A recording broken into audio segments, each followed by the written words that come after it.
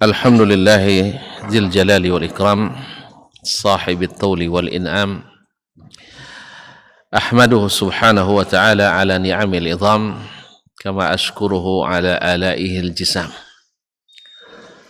أشهد أن لا إله إلا الله وحده لا شريك له الملك العلام وأشهد أن محمدا عبده ورسوله سيد الأنام عليه أفضل الصلاة وأتم السلام وعلى آله السادة الأعلام وأصحابه البررة الكرام والتابعين لهم بإحسان ما تعاقبت الليالي والأيام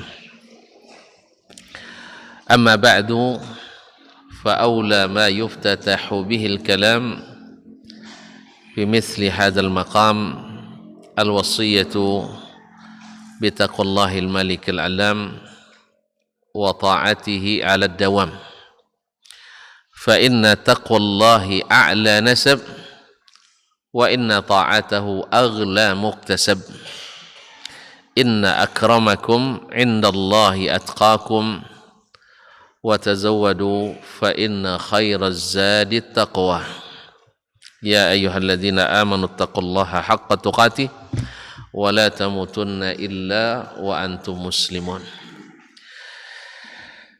Para alim ulama, para nenek mama yang besar tidak saya sebut gelar,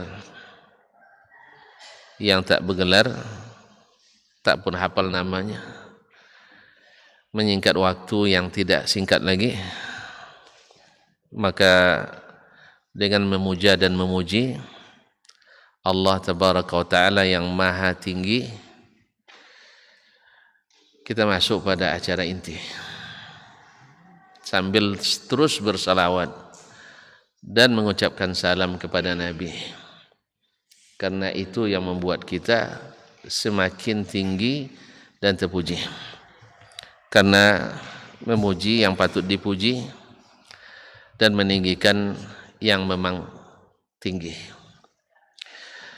Para asatidzah peserta pelatihan mubalighah se-Kecamatan Hulu Kuantan, saya sering salah Ustaz, Kuantan Mudik, Hulu Kuantan sekira sama, rupanya beza. Jadi maklum lah, karena dari dulu juga jadi orang sini. Nah, jadi makanya tidak hafal-hafal gitu. Nah, kalau sempat jadi orang sini langsung hafal itu. Nah. Bersyukur kita kepada Allah karena pada kesempatan ini kita bisa di forum ini kembali. Saya terus terang tak ada bawa kaji-kaji baru, ulang-ulang kaji. Karena pasal jalan karena dilalui, pasal kaji karena diulangi. Yang pertama jadi sasaran dari apa yang saya sampaikan ini adalah diri saya sendiri. Kemudian siapapun dari para asatidzah, para ustazat, mubalighah yang ingin mengambil faedah. Karena kaum muslimin dan muslimat yang dirahmati Allah, kalau tunggu dulu kita tak punya kekurangan, baru bersedekah ilmu, tak akan pernah ada yang bisa bersedekah ilmu. Kalau tunggu kita tidak ada dosa dulu baru mencegah orang berbuat dosa, tak akan ada amar ma'ruf nahi mungkar. Kalau tunggu ya ada pemimpin yang taat, baru kita pemimpin yang adil baru kita taat, tak akan ada ketaatan kepada pemimpin. Tetapi kaum muslimin dan muslimat dirahmati Allah, kalau kita tak bisa menegakkan sesuatu, ya kita tegakkan orang yang menegakkannya. Kalau kita tidak mampu meluruskan dengan sesuatu secara langsung, kita tegakkan orang yang meluruskannya. Nah, tuan-tuan, puan-puan di sini, para ustadz, ustazah, mubalighah adalah ujung tombak bagi dakwah ini. Karena bagaimanapun da'iyah adalah kaum profesionalisme. Karena jadi meningkatkan profesionalisme, yaitu profesinya memang dakwah. Walaupun dakwah mafhumnya secara umum, hukum asalnya adalah fardu kifayah. Tapi jangan diartikan bahwa fardu kifayah saling menunggu yang lain mengerjakannya. Seperti pada umumnya pada masyarakat, bila sholat jenazah fardu kifayah, lebih banyak yang mengelak daripada yang maju.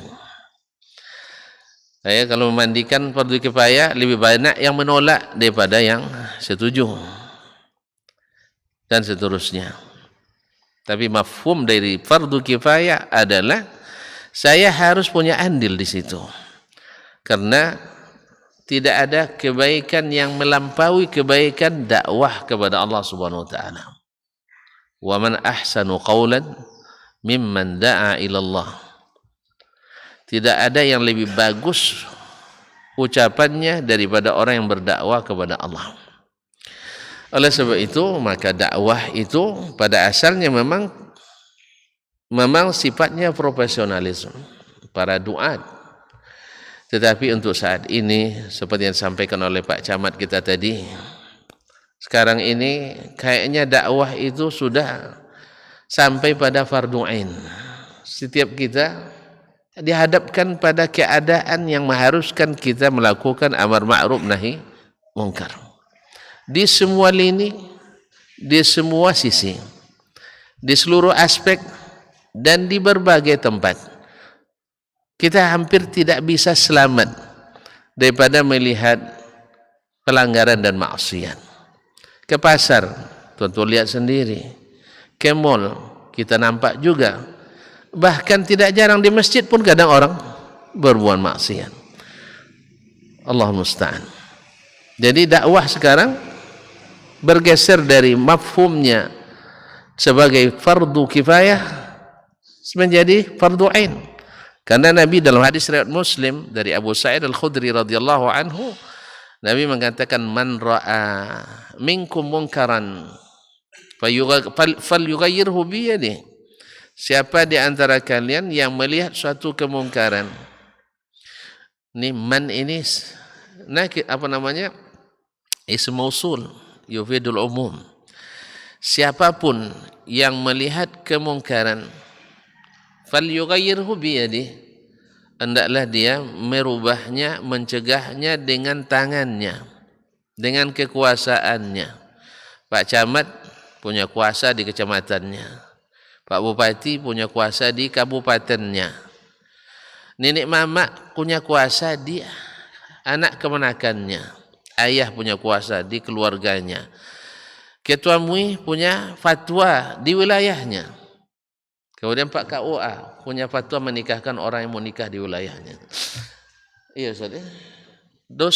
Guru-guru, dosen-dosen punya kemampuan, kekuasaan di kelasnya atau di ruang mengajarnya.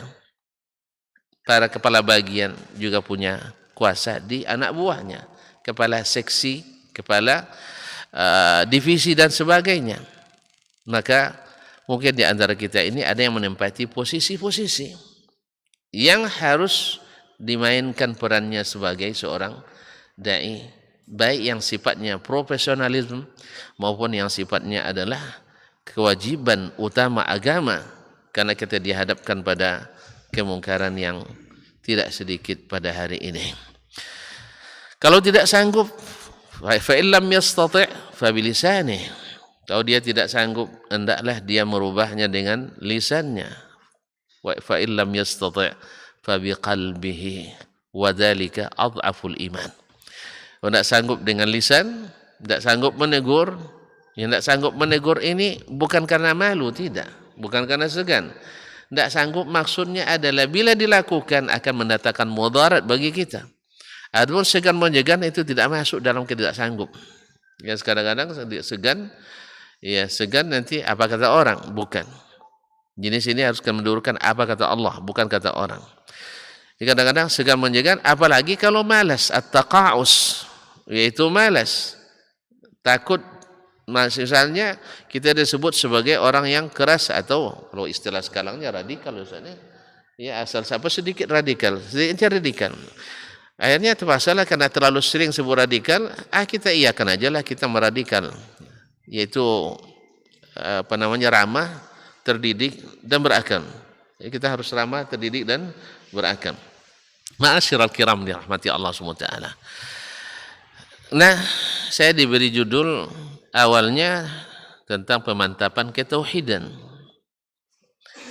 Tapi nampaknya berubah jadi meningkatkan karakteristik sebagai dai atau pendakwah. Ma'asyiral kiram, apa makna karakteristik? Ini kita memang kalau tidak pakai bahasa asing tidak ilmiah. Saya terus terang mohon maaf. Saya di kuliah, mungkin yang pernah kuliah dengan saya nak kembali ke Sumpah Pemuda sebilang, yaitu bahasa Indonesia. Sebab rusaknya bahasa, baik di sini maupun di sana, akibat kita bangga dengan bahasa asing. Padahal bahasa Kuantan, hulu Kuantan ada kan? Kita di Indonesia punya 1.500 bahasa lebih. Tapi kita masih asik dengan bahasa asing. Tapi tak apalah, karena sudah diwajibkan, terpaksa pura-pura pandai lah. Banyak pura-pura pandai. Yang mendengar pura-pura ngerti pula. Ya. Dulu bahasa Indonesia kita belajar dengan istilah asli bahasa Indonesia. Sekarang pakai istilah asing. Hasilnya apa? Penelitian di sebuah universitas di Udayana, Bali. Seorang dokter membuat penelitian. Ternyata hasilnya 80% lebih guru bahasa Indonesia di Indonesia tidak fasih menggunakan bahasa Indonesia. Ada di antara ustaz dan ustazah ini guru bahasa Indonesia, saya nak tes bahasa Indonesia sekarang. Ya kita minta beliau bicara 5 menit saja dulu. Ya, berbahasa Indonesia yang fasih. Lalu kita nilai nanti. Ada yang mau dites? Tidak ada yang mau. Alhamdulillah. Alhamdulillah tidak ada yang mau. Ya. Iya, jangan-jangan termasuk objek penelitian kemarin. Ya, guru bahasa Indonesianya. Apa sebab? Ketika dia belajar dengan istilah itu, dia kurang paham. Habis itu dapat ijazah SPD, SPDI, jadi guru bahasa Indonesia, dia kurang paham, ngajar lagi ke yang kurang paham lagi. Akhirnya turun-temurun kurang paham. Makanya saya lebih banyak kalau kuliah lebih sering menggunakan bahasa Indonesia asli. Sebab saya mencintai bahasa Indonesia. Kalau ilmunya berasal dari bahasa Arab, kita kembalikan ke aslinya bahasa Arab. Saya masih ingat guru kami dulu di Darun Nahdha rahimallahu taala. Kalau salah pesantren tertua di dunia di Riau. Darun Nahdha berdiri tahun 48. Beliau mengatakan bahasa Inggris itu bahasa munafik. Bahasa munafik. Apa sebab? Lain tulisan, lain bacanya. Bo'ok, bacanya book. Iya kan? One. Awal kira lah haja one kan? Kira-kira bu haja rupanya. One bacanya. Ya Allah ya Rabbi. Horse, bacanya hours. Island, bacanya island. Dan mana apa ya? Kita kicua di antarang kita. Jadi oleh itu kaum muslimin, beliau nyebutnya bahasa munafik itu katanya. Kalau yang jujur itu bahasa Arab. Seperti apa barisnya, seperti itu bacanya. Makanya orang-orang Arab itu pemberani. Maka semboyannya al-waktu kesayf. Orang-orang barat itu penipu, sehingga waktunya money. The time is money. Mana yang lebih banyak menipu? Orang cari uang atau orang main pedang? Tidak ada yang tahu. Cari uang pun tak pandai, main pedang pun tak takut, tak berani. Nah, kalau main pedang tu pemberani. Berani karena benar, takut karena salah. Tapi kalau orang cari duit sering, tanyalah pejabat-pejabat kita. Kalau nak banyak duitnya pakai apa? Ketawa paham nih nampaknya. Nah, iya enggak sih? Kalau nak banyak duit, pandai. Nah, the time is money. Tapi untung orang kita kalau ditanya kemana, nak buang-buang, nak melengah-lengah waktu. Jadi tidak teratur betul lah orang kita penipu lah. Pasalnya apa? Dia tidak cari duit banyak. Kalau orang Jawa, mana mas? Nak cari kerja, cari kerja. Ya. Kalau orang sini, mana bang?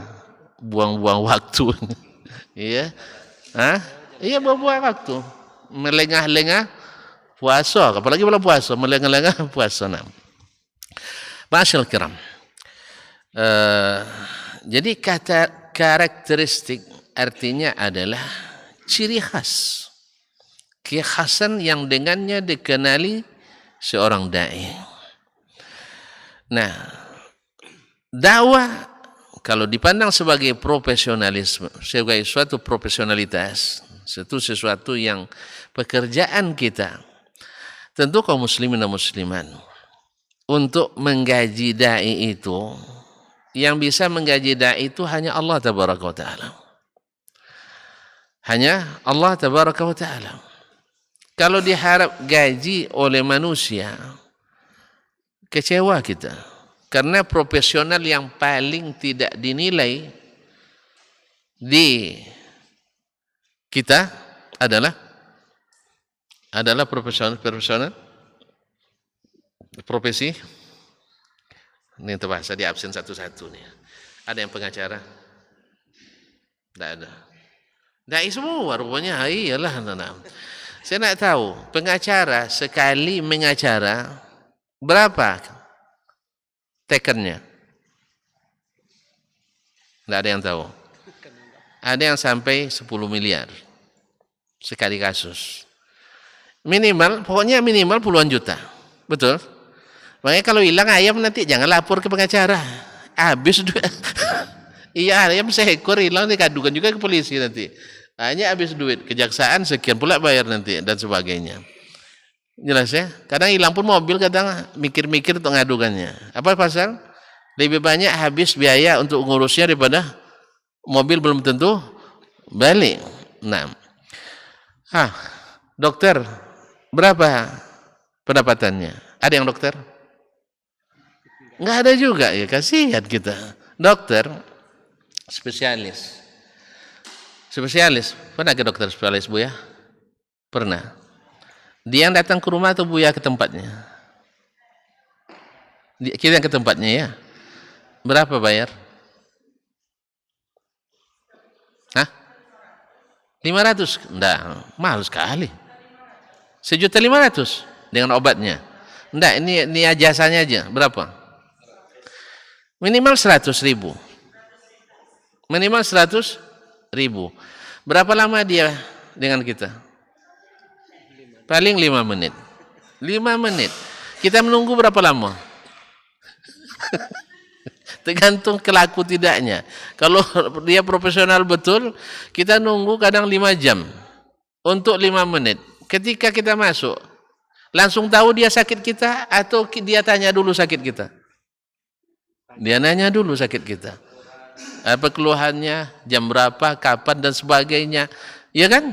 Apa obat yang pernah dimakan sebelumnya dan seterusnya. Lalu ambil alat, dah catat. Dibuatnya resep. Tidak boleh pula kita baca. Ya, harus apoteker yang baca. Entah apa maksudnya saya tidak tahu. Pokoknya tulisan dokter mesti jelek. Tidak bisa dibaca. Apa sebab? Supaya jangan beli obat dia. Kaum muslimin dan muslimat. Intinya berapa dia dapat? Berapa dia dapat? 1 orang 100. Kalau 5 menit, dia buka praktek 2 jam, 2 jam bagi 5 berapa? Dia payang hitungnya, tidak biasa itu duit banyak, itu masalahnya. 60 kali 2, 120 bagi 5. 6 juta. Memang ini Ustaz ini paling-paling kan terima gaji 1 semester 600.000, jadi tidak sampai itu 6 juta. Itu dia dapat 2 jam praktek sehari. Nah, sekarang saya nak nanya, kalau Ustaz pergi acara 2 hari, berapa diberi? Nggak tahu. Tanya panitia. Tanya panitia. Kaum muslimin. Enggak, tentuan sekarang. Pelatihan. Berapa diberi?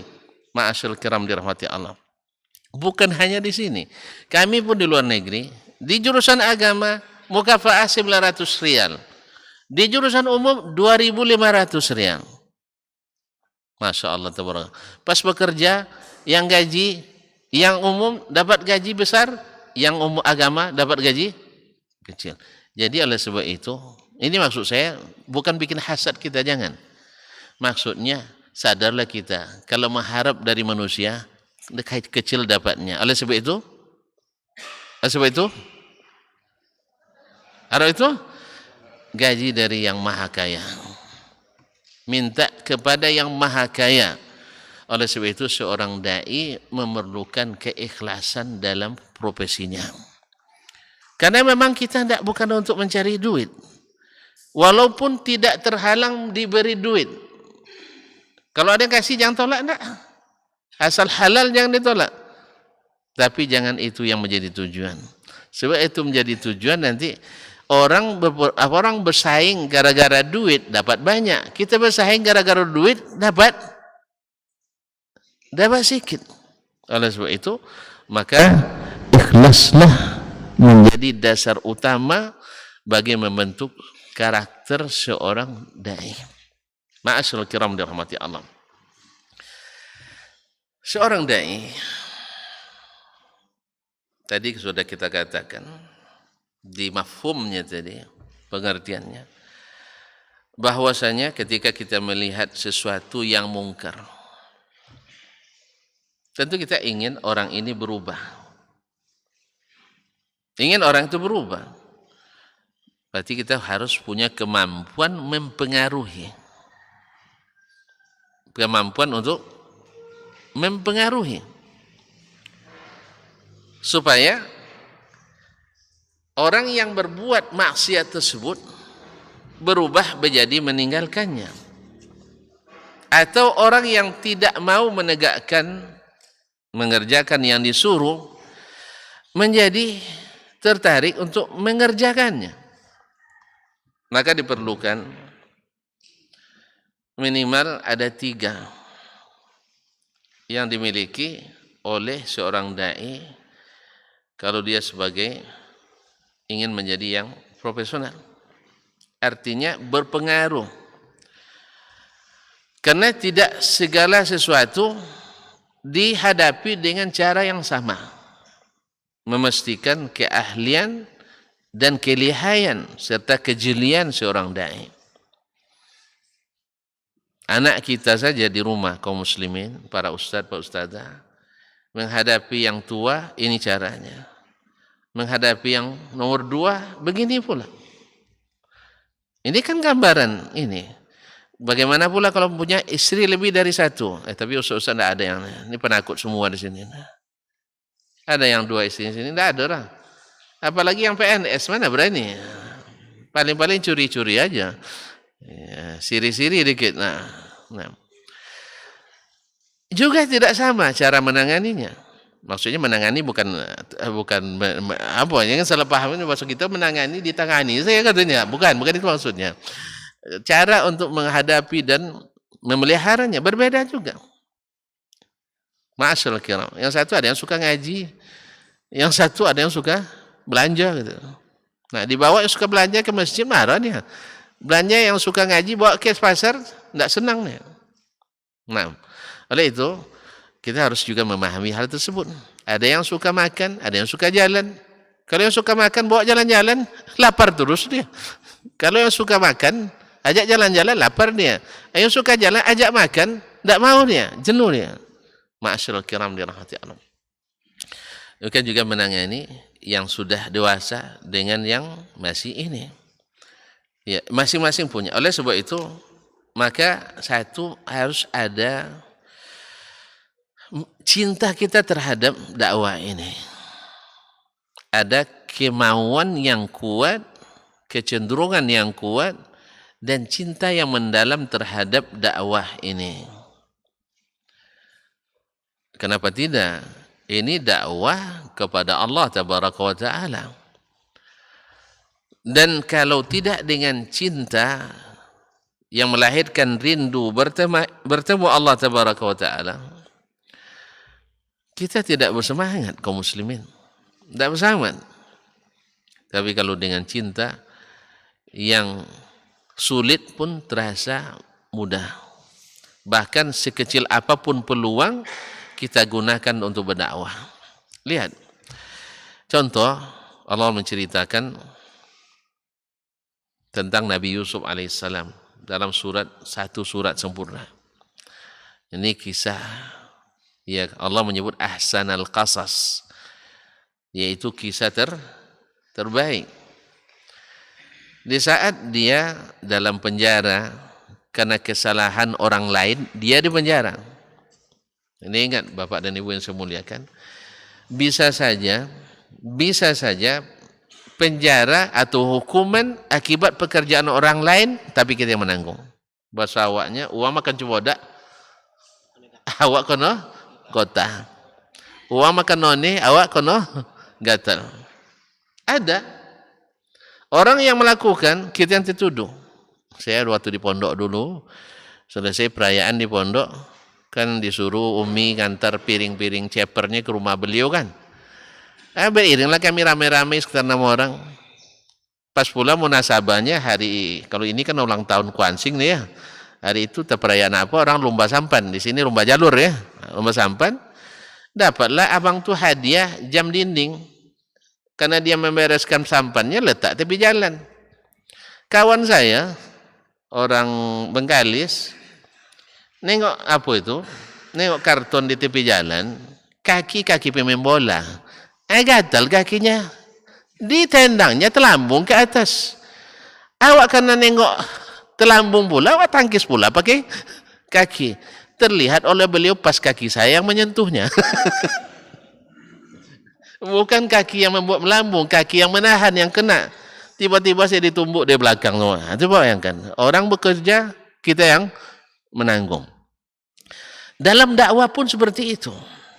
Orang menggoda Nabi Yusuf, dia menolak karena takut kepada Allah subhanahu wa ta'ala. Ma'azallah, tidak mau dia. Tapi akhirnya dia pilih. Rabbis sijnu ahabu ilayya mimma yad'unani. Saya lebih suka di penjara daripada mengikuti apa yang mereka inginkan. Nah, dalam penjara dia bertemu dengan 2 pelayan yang masuk juga penjara karena suatu masalah, bermimpi dua-duanya. Nah, karena dilihatnya Nabi Yusuf alaihissalam orang saleh, tentu dia ceritakan mimpinya. Yang satu mimpi, ini aski rabbi, khamra, saya menuangkan khamar ke raja saya atau tuan saya. Yang satu bilang, saya melihat ahmilu hubzan ya'kulu tayru min, saya membawa roti yang dimakan oleh burung di atas kepala dia. Apa kata Nabi Yusuf alaihissalam? Beliau tidak langsung menjawab. Lalu dia menceritakan atau berdakwah, arbabun mutafarriquna khairun amillahul wahidul qahar. Inni taraktu millata abai. Inni taba'tu millata abai Ibrahim wa Ismaila wa Ishaqa wa Yaquba. Jadi dia mengikut agama nenek moyangku Ibrahim, karena Ibrahim Islam. Kemudian Nabi Ismail dan Ishaq Islam. Yakub ayahnya Islam. Karena seluruh nabi itu adalah Islam. Tidak ada agama kecuali Islam. Maka sebenarnya ada agama samawi itu satu, yaitu Islam. Kapan dirubah? Ketika mereka memasukkan perubahan-perubahan ke dalamnya, berubah namanya. Sama kita hari ini, bila sudah berubah intinya, berubah kontennya, berubah namanya. Lihat, Islam Nusantara. Apa sebab? Karena kontennya mau dirubah. Dari konten Al-Islam menjadi Islam Nusantara. Sama juga dengan Islam liberal. Kenapa bernama liberal? Karena sudah berubah jadi kontennya menjadi paham liberal. Islam futuristik, Islam inklusif, Islam dan sebagainya. Setiap ada penambahan nama, pasti ada perubahan Makanya agama itu berubah jadi Yahudi karena mereka berubah total dengan pemahaman Yahudi. Agama Nasrani dari Islam berubah jadi agama Nasrani karena mereka banyak merubahnya sehingga dinisbatkan kepada agama Nasrani. Padahal semuanya adalah agama Islam. Inna ad-dina indallahil Islam. Nah, kembali kepada Nabi Yusuf, dia berdakwah dulu. Baru dia menyampaikan ini. Segala kesempatan dia gunakan. Begitu Nabi SAW. Segala kesempatan, segala momen dia gunakan untuk berdakwah. Demikian juga dengan da'i. Sehingga asyughlu syagil, kesibukan yang senantiasa ada di pikirannya bagaimana momen apapun untuk dakwah. Momen untuk apa dakwah? Contoh, kaum muslimin ketika ada acara, waktu itu pertemuan imam besar sedunia yang ditaja oleh Provinsi Riau waktu itu, rapat dengan Pemda lengkap, Pak Gubernur, Wakil Gubernur, Kapolda dan seterusnya lengkap. Nah, ada yang mengusulkan bagaimana kalau kita tampilkan acara budaya Indonesia. Nah, gimana Ustaz? Kalau ditampilkan acara budaya di acara imam masjid sedunia, apa yang akan terjadi kira-kira? Banyak hafalan ustaznya hilang. Apa sebab? Tampil budaya kita tahu lah tuntun dengan baca model pakaian kan. Ada yang apa namanya, pakaiannya basa-basi, kadang terbuka, kadang tertutup. Ada yang sebagian terbuka dan sebagainya. Kalau kita bilang ini juga momen kita gunakan dalam dakwah, walaupun bahasa bisa saja bahasa yang berbeda. Disebutkan dengan bahasa haram, orang paling pantang dengar kalimat haram. Ya, kita katakan kita singgung emosionalnya. Ini acara para imam, tidak sinkron dengan acara tari-tarian. Dia sambil bergurau, saya katakan, nanti kalau hilang hafalan para imam Masjidil Haram, nanti hilang hafalan di sini, kita ini disalahkan nanti, kata. Apa sebab? Gara-gara melihat anak gadis menari persembahan. Iya kan? Ya, anak gadis menari persembahan. Nah, ini momen harus kita gunakan. Jangan sampai lulus ini. Pertama, anggaran juga akan terserap ke situ banyak. Akhirnya nanti anggaran untuk acara yang inti tak dapat banyak. Seperti banyak dalam acara kita yang mubazir, terserap dana, tapi yang inti sedikit. Saya dulu sampai ke nasional, saya ikut musabaqah tilawatil Quran di cabang Pahmil, mewakili Riau dulu. Iya, uang saku kita paling kecil, yang habis untuk buat ini, buat ini, ya kan? Iyalah. Ini juga sekaligus ini kan akan ada acaranya. Tolong honor Dewan Hakimnya dinaikkan. Ini Dewan Hakim nangis habis itu. Peserta nangis juga. Awak di provinsi jual 3 kali berturut-turut. Awak bertiga, piala dikasih 1 cuma. Akhirnya pergi ke kantor bupati, diambil sama bupati. Anda ada ganti itu nangis gitu. Nah, coba bayangkan. 3 kali berturut-turut juara 1. Piala awak diambilnya, uang saku tidak tambah, harusnya ada apresiasi lah.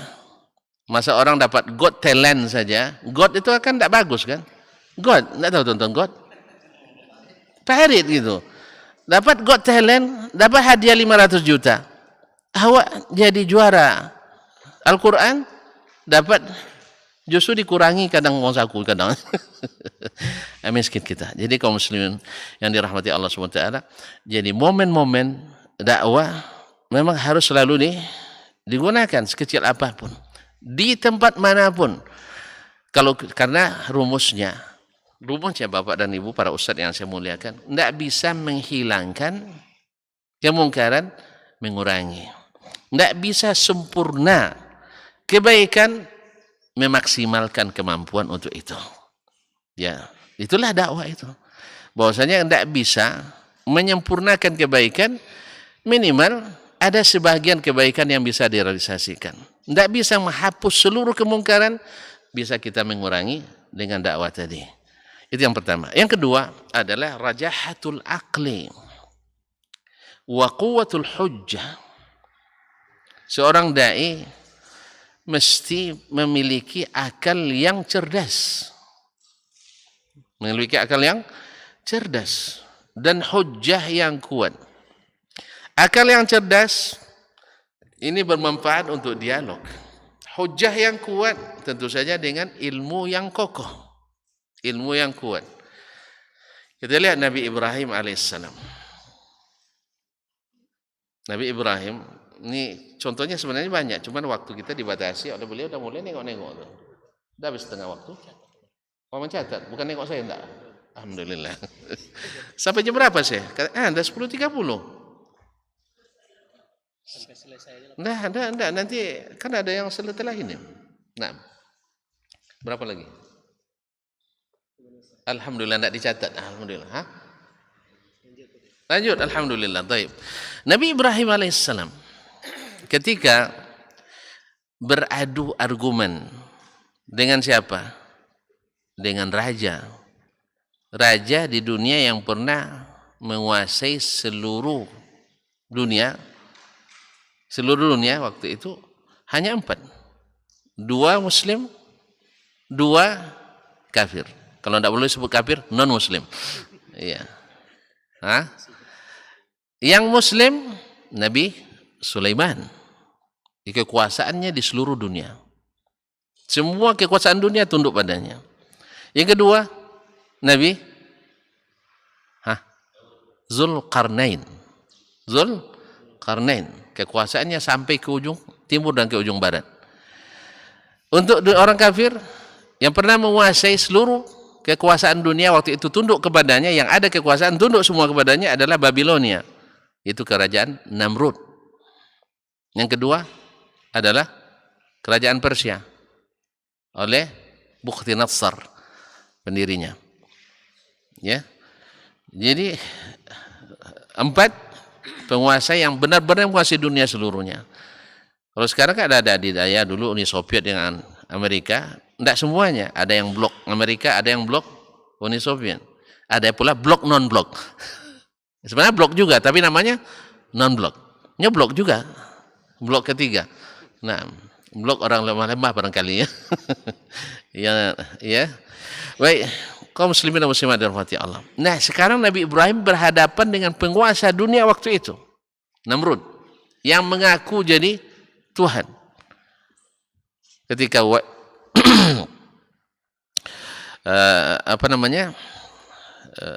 idh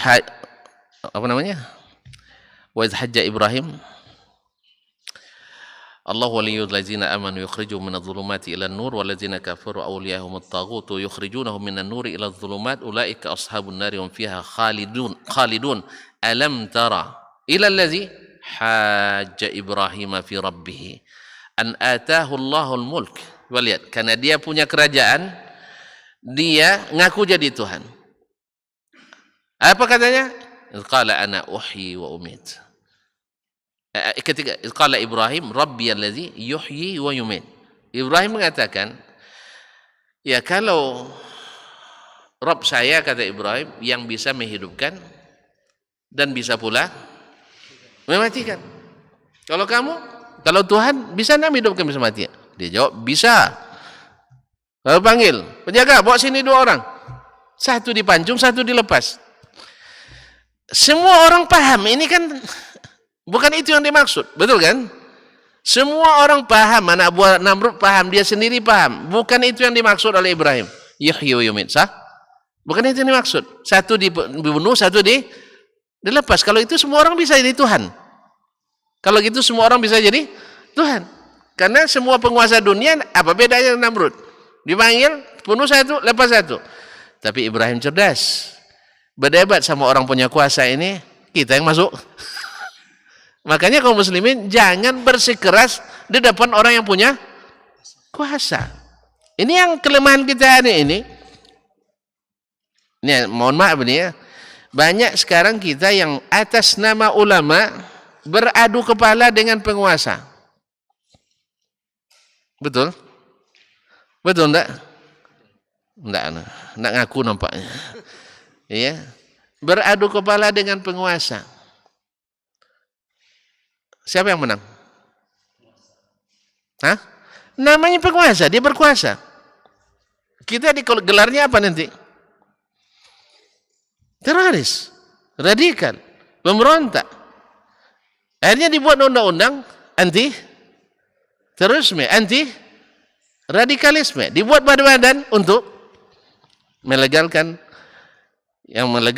sesuatu yang kadang-kadang tidak legal, sehingga dakwah akhirnya bukan berjalan tapi justru mundur ke belakang.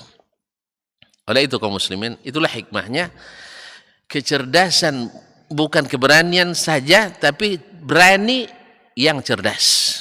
Berani yang cerdas. Itu yang penting. Bukan berani berkonfrontasi. Maaf kaum muslimin, kalau boleh saya izinkan, saya menganalogikan antara pemerintah dengan ulama itu seperti ayah dan ibu. Seperti ayah dan ibu. Ibu punya peran untuk mengarahkan. Ya kalau tidak mau dibilang mengarahkan, untuk meredakan, untuk mendampingi ayah. Tapi jangan coba-coba ibu memegang tampuk kekuasaan. Kalau bahasa kita kiper maju. Kalau kiper maju apa hasilnya? Banyak tinggal gawang. Banyak gol, serangan balik tidak tertahan. Makanya yang sampai kiper maju. Makanya kiper itu kadang jadi playmaker. Tahu makna playmaker? Yang mengatur permainan. Bukan dia yang maju. Dia mengarahkan striker, mengarahkan penyerang untuk maju. Makanya peran ibu itu besar. Demikian juga ulama.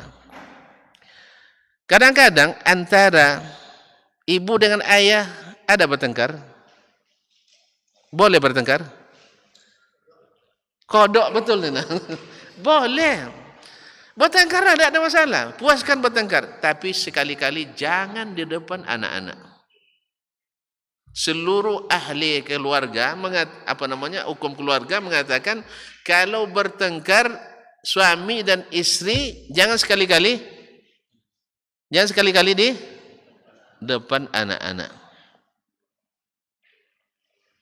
Kalau nak bertengkar nanti masuk kamar, kunci, anak-anak suruh pergi keluar, kunci rumah, habis itu padamkan listrik, ambil bantal, bertengkarlah sejadi-jadinya.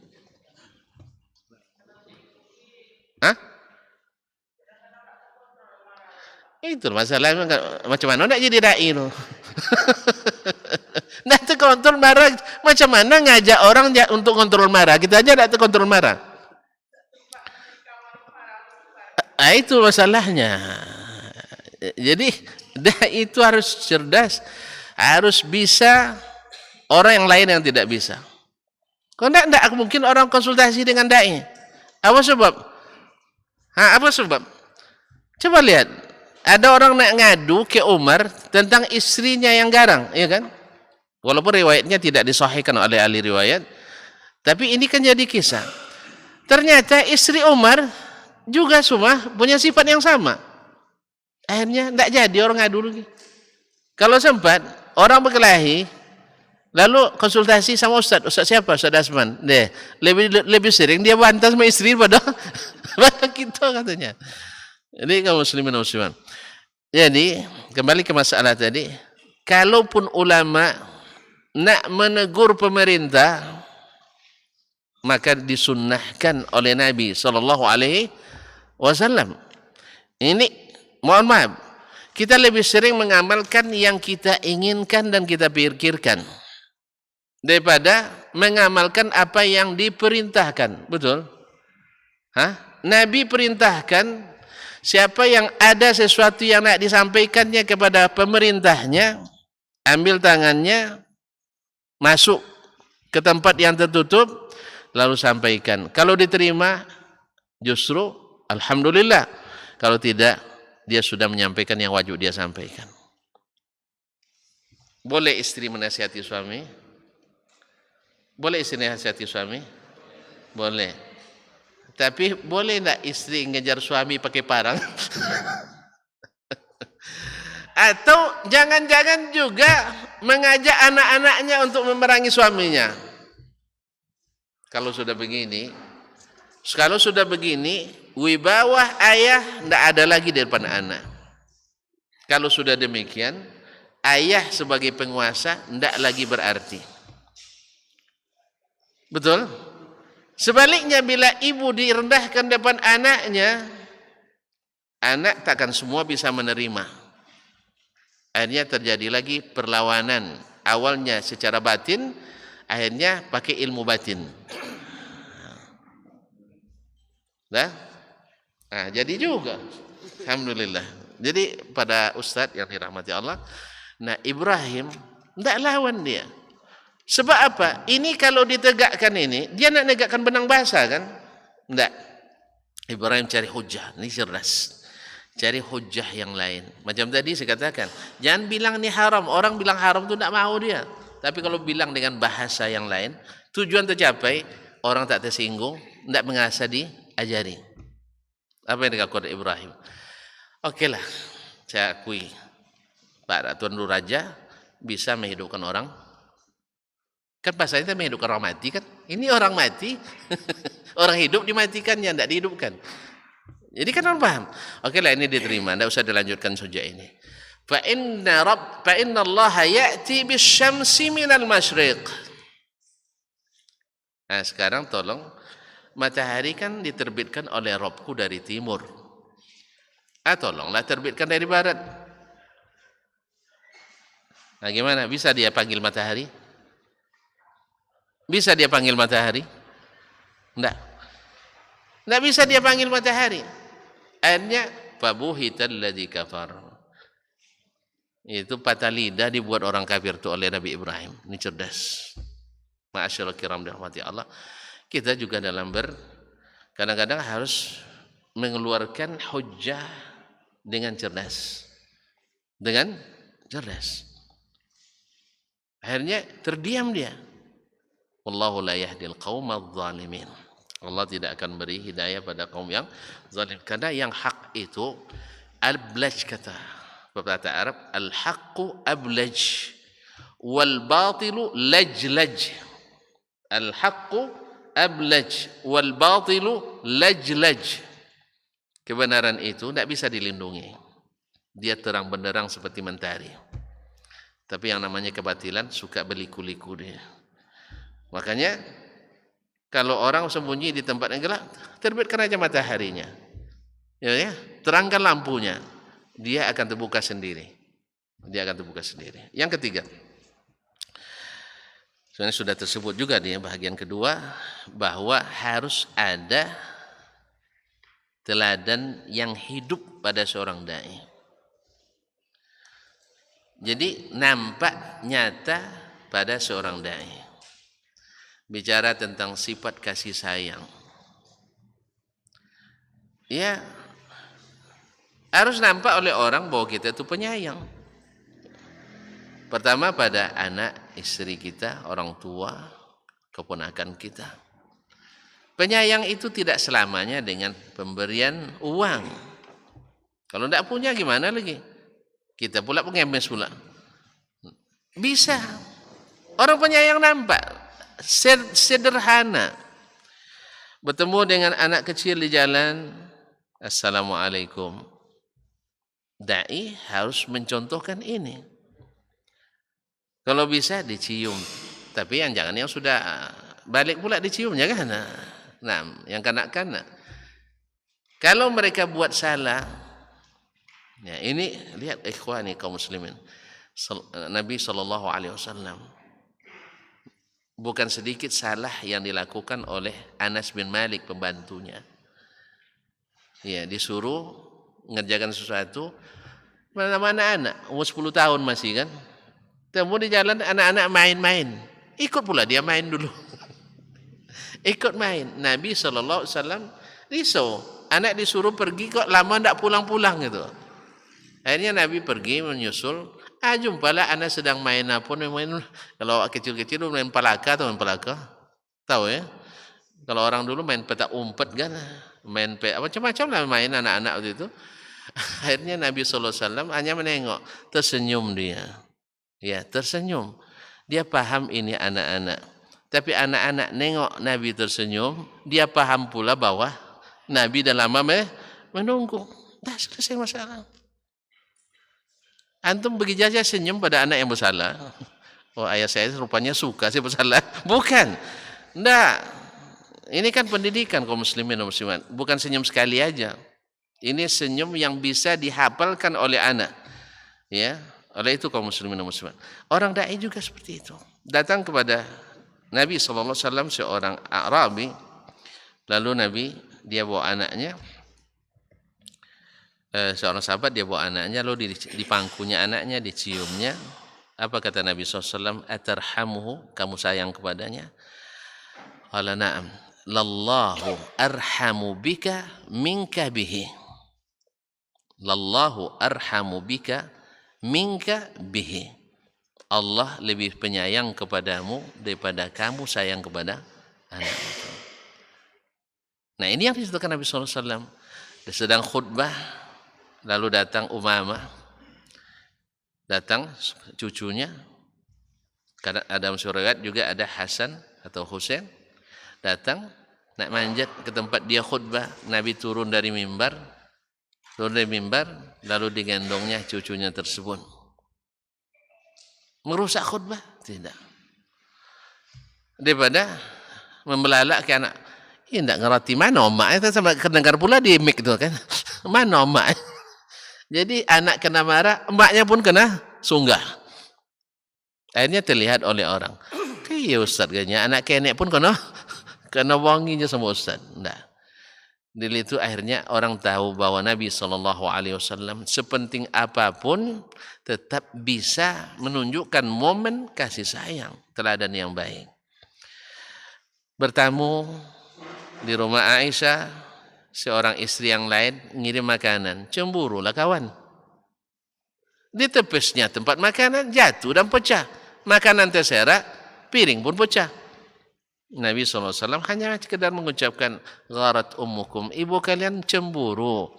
Yang namanya perempuan cemburu, belum lagi jadi, baru cerita-cerita aja, itu sudah payah kita nak buka pintu. Baru cerita aja. Ya, apalagi kalau sudah benar-benar. Makanya saya selalu bilang, kalau beli madu jangan madu asli katanya. Jadi kalau madu asli itu kalau bawa ke rumah marah istri. Tapi kalau madu yang kita ini yang tidak asli ini tidak ada yang marah. Banyak momen kaum muslimin dan muslimat dirahmati Allah SWT. Al-qudwah al-hasanah wan namuzaj al-hayy, yaitu qudwah yang baik dan hidup. Dan contoh terbaik tentulah Nabi kita alaihissalatu wassalam. Maka mesti seorang da'i selalu menelaah kehidupan Nabi alaihissalatu wassalam. Modal terbaik kita dalam berdakwah adalah sirah dan sunnah Nabi alaihissalatu wassalam. Sebab cerita seenak apapun diulang-ulang dia akan membosankan. Cerita, dongeng, sebaik indah apapun diulang-ulang orang bosan. Ini sudah kita coba. Ya dibawa ke cerita. Tidak semangat orang. Itu tahu cerita buyanya. Itu tahu cerita buyanya. Potang di Kuantan Mudik itu tujuannya. Ulu Kuantan itu tujuan. Kuantan Lilir itu tujuan. Apalagi kalau yang itu. Tapi hadis dibaca sekarang, besok baca lagi tidak ada yang bilang hadis tawi. Tidak ada yang bilang. Kecuali orang yang memang benci pada sunnah Nabi alaihissalatu lain hal. Oleh sebab itu, demikian juga ayat Quran. Bukankah setiap Jumat kita baca, ya ayyuhallazina amanu taqullaha haqqa tuqatih wa la tamutunna illa wa antum muslimun. Pernah tuan-tuan didebat oleh jemaah, Ustaz gantilah sedikit itu terus dibaca, tidak ada. Semuanya selalu indah. Jadi seperti baru turun terus gitu. Sebab apa? Kalamu Rabbil Alamin. Perkataan Allah yang kita cintai, Allah yang kita rindu untuk dijumpai, Allah yang kita rindu melihat wajahnya nanti di surga, Allah yang kita ingin kita berenang di sungai-sungai madu, di sungai-sungai susu. Masya Allah, mandi susu yang sesungguhnya di surga Ustaz. Bukan mandi susu di sini jangan mandi susu enggak. Mubazir, berdosa kita. Ya Bu Yaya, kalau nak mandi susu sesungguhnya nanti di surga. Oleh sebab itu di sini minum susu aja lah. Ya. Jangan mandi susu. Khamar, jangan minum. Kok beda susu dengan khamar? Karena khamar dilarang, susu disuruh. Iya kan? Khamar dilarang. Sebab ancaman siapa minum khamar sekarang, besok di akhirat tak dapat. Wallahu musta'an. Ma'asyiral kiram dirahmati Allah. Ini 3 hal yang membentuk karakter seorang dai yang sifatnya lebih kepada yang sifatnya lebih kepada khalqiyah, bukan muktasabah. Kemudian ada yang bisa ditumbuhkan. Ada sekitar 4 disebutkan di sini. Yang pertama at-tamayyuz al-imani wa tafawuq ar-ruhani. Yang pertama mesti memiliki iman yang di atas rata-rata dan jiwa yang lebih cenderung lebih bahagia dari yang lain. Sebab tidak mungkin mengajak orang bahagia kalau kita belum merasakan bahagia. Tidak mungkin mengajak orang beriman kalau kita sendiri belum merasakan manisnya iman. Tidak mungkin ngajak orang taat kalau kita sendiri belum merasakan indahnya taat. Maka seorang dai mesti membentuk dirinya dengan ini. Imannya harus selalu di-upgrade. Kita paham yang namanya iman, kata orang kampung saya fluktuatif sifatnya, yaitu bersifat naik turun, tapi jangan turun terus gitu. Kalau bisa kayak dolar aja lah terhadap rupiah, cenderung naik, turunnya sebentar aja. Iya Bu ya. Awak pertama dulu boleh tahu tukar dolar kan 2.300 cuma kan. Nah, sekarang sudah berapa sekarang? 15. Nah, kadang-kadang turun jadi 15 sekian ya. Turun sekian poin. Tapi naik lagi melonjak. Nah, kayak gitulah bagusnya iman kita itu. Kaum muslimin wa muslimat dirahmati Allah. Jadi ada tamayyuz. Ada hal yang lebih. Lihat Nabi alaihissalatu wassalam. Ketika sahabat tidak mampu mengerjakan sesuatu, beliau yang maju. Ini kan tamayyuz ini. Ana laha, saya yang siap. Yang lain tidak siap, dia siap. Coba bayangkan. Kenapa? Ada keistimewaannya. Di hari kiamat pun akan terlihat. Ketika para nabi angkat tangan semuanya untuk berikan syafaat, Nabi bilang, ana laha, saya yang lakukan.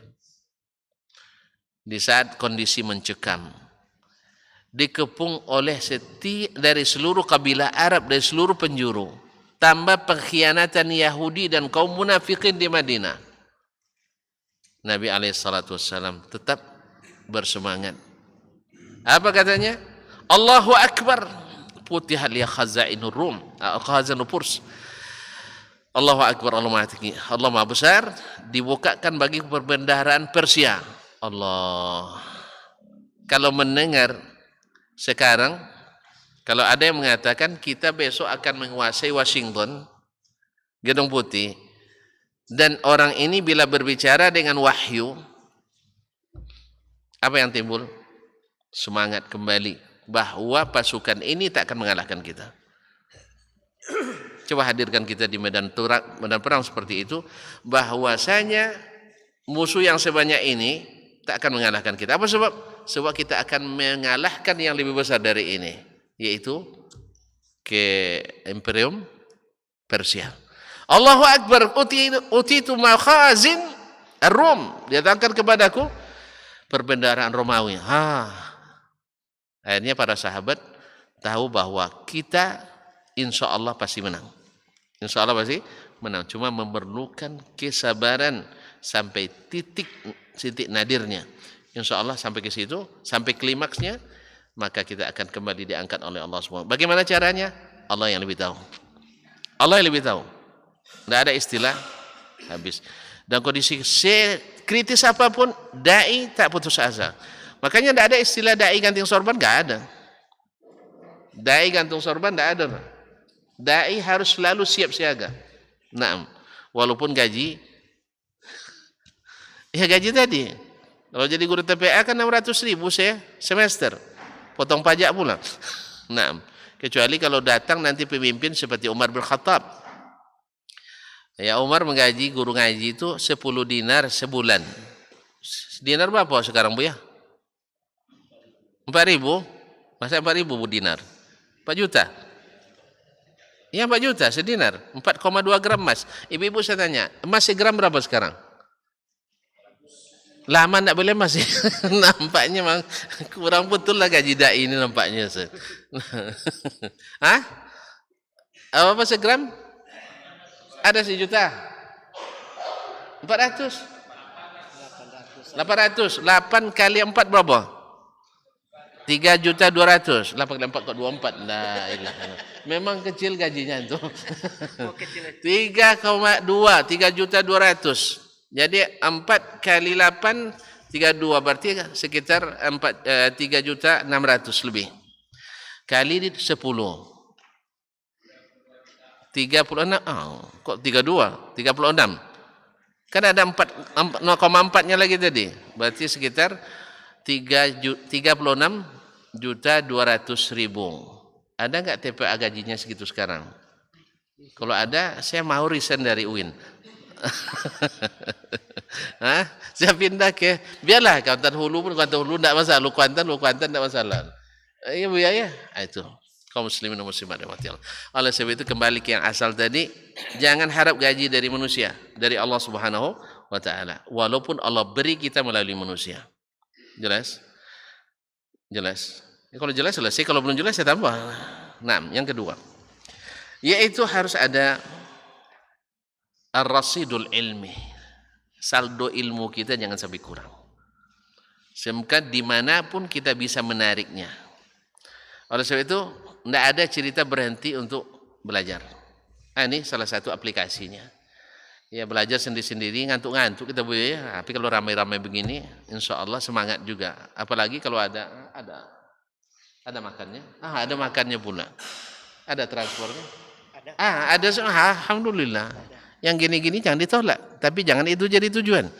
Nah, jangan ditolak tapi jangan jadi tujuan. Kan tidak seberapa tuh.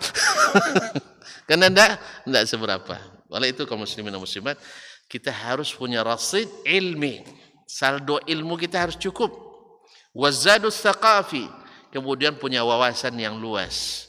Sehingga kita bisa berinteraksi dengan segala keadaan. Sehingga ibarat memanage sebuah perusahaan, kita punya konsep berlapis, apalagi punya modal berlapis. Gagal konsep ini, masih ada konsep lapisannya. Gagal bisnis ini, masih ada modal lapisan yang lain untuk menutupi itu. Dai lebih membutuhkan itu. Oleh sebab itu, tak ada cerita berhenti menuntut ilmu. Di saat kita punya waktu senggang, ya, saya sama Ustaz ini ngisi, saya hadir. Ustaz ini ngisi, saya hadir. Karena apa?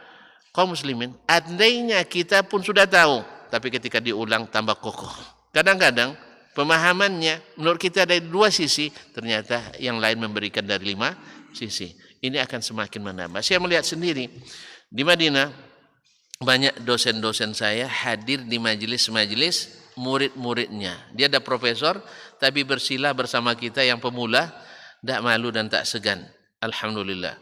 Ya, kalau kita punya waktu, gunakan itu, apalagi dengan yang sifatnya sekarang zaman ya sudah canggih. Walaupun ini canggih di sini, ini habis baterainya hilang ilmu kita. Nah, hilang ilmu kita. Maka saya lebih suka dengan yang kertas, yang manual. Nah, yang ketiga atau yang ketiga ya, yang ketiga adalah tadi kekuatan hujjah dan akal sudah disebutkan sebelumnya. Kemudian yang keempat adalah dada ini harus lapang. Dai itu harus lapang dadanya. Baik terhadap mad'u maupun terhadap kritikan sesama dai. Sehingga kalau dadanya lapang, kemudian hati dan jiwanya pemaaf, tidak akan ada keluar cacian dan makian. Ini kita hari ini sedih kita melihat banyak orang mengisi di medsos dengan caci maki, dengan menghina dan merendahkan. Keluar bahasa-bahasa bongak lah, tidak mengerti, tidak pandai menggunakan otak. Memangnya kalau baru dikatakan menggunakan otak kalau saya ikut cara berpikir antum? Kan enggak kan? Baru saya anggap menggunakan otak bila pikiran antum sama dengan pikiran saya? Tidak mesti. Makanya kata-kata tidak menggunakan otak, tidak bongak, tidak punya wawasan, itu tak patut diucapkan oleh seorang dai. Karena itu di zaman Nabi hanya keluar dari orang-orang jahiliyah. Di zaman para nabi keluarnya dari orang jahiliyah, bukan dari orang-orang berilmu. Oleh sebab itu hujjah dipatah dengan hujjah. Harus ada kemampuan meyakinkan, bukan kemampuan untuk menjatuhkan. Karena dai, sesama dai tak boleh saling mendahului ya. Tak boleh saling menjatuhkan. Apa sebab? Karena yang dibangun oleh ini belum tentu bisa kita bangun. Yang dibina oleh ini belum tentu bisa kita bina. Maka masing-masing kita punya tanggung jawab di tempat dan di posisi yang dia inikan. Karena di saat kita sudah merasa kita yang paling hebat, maka kita justru menjadi orang yang paling tidak hebat. Tapi jadilah orang yang pandai menghargai, dan orang yang pandai bukan orang yang pandai menilai, tapi orang yang pandai membesarkan, bukan mengecilkan. Orang yang pandai memuji, bukan hanya mengucapkan kata-kata yang keji. Mudah-mudahan yang sedikit ini bisa tuan-tuan kembangkan. Mudah-mudahan Allah SWT memberikan kita keridhaan. Mohon maaf dan terima kasih kalau terlalu panjang, karena memang sebenarnya bicara sama ustaz-ustaz ini menyenangkan sekali. Ya, ada juga ngeri-ngeri sedapnya, tapi sangat menyenangkan. Alhamdulillah, karena saya lihat Masya Allah wajah antum tidak ada yang micing satupun, tidak ada yang ngantuk satupun. Ini tanda semangat luar biasa. Semoga Allah masukkan semuanya ke surga, dijauhkan dari api neraka. Mohon maaf dan terima kasih. Saya serahkan kembali kepada saudaraku Ustaz Gusman. Barakallahu fiik.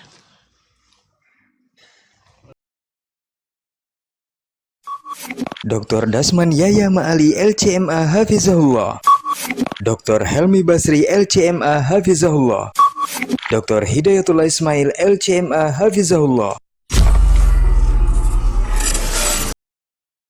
Majtama'a qaumun fi baitin min buyutillah yatluna kitaballah wa yatadarasunahu fima bainahum illa nazalat alaihimus sakinah wa ghasyiyatuhumur rahmah wa haffat bihimul malaikah wa dzakarahumullahu fiman indah.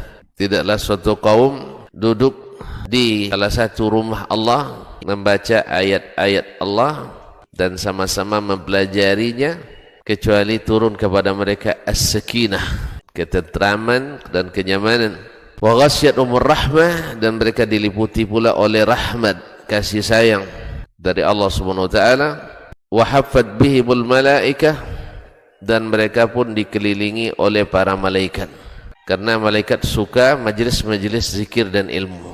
Wa dzakarahumullahu fiman indah, dan Allah akan banggakan sebut-sebut mereka di kalangan malaikat-malaikat yang ada di sisinya, di masyarakat atas. Mudah-mudahan kita termasuk yang sering disebut-sebut di sisi Allah, di kalangan para malaikat. Dan di akhir majlis ini mudah-mudahan kita pula mendapatkan seperti yang tersebut dalam hadis qudsi, qumu maghfuran lakum, silahkan berangkat meninggalkan majlis ini dalam keadaan diampuni dosa-dosa kalian.